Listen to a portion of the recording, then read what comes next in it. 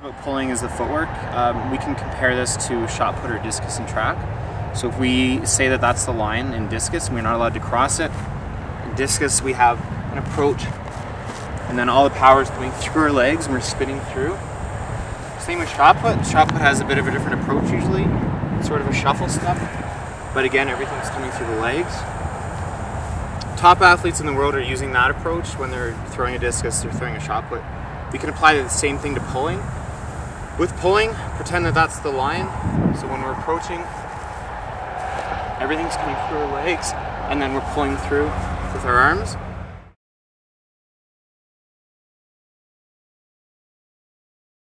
Now the approach that I like to do for this is the cross step. So I step and open up, step behind, and then everything comes through. So when my left foot plants, then I know that everything's coming through and I'm stepping and going forward and pulling all my way through, turning my core and getting as much power into the throw as I can. You'll see some people do the spin approach.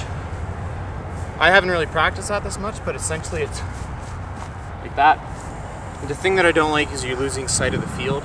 I'd recommend just a couple step approach, getting all the power, using your legs, getting a lot of spin on the disc and snapping through.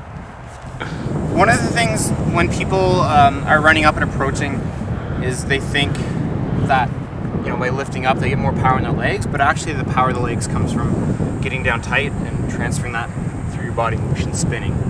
So when I'm throwing, and I notice this if I have a pull that's kind of short, a lot of times it's because I wasn't bending my knees and using my legs enough.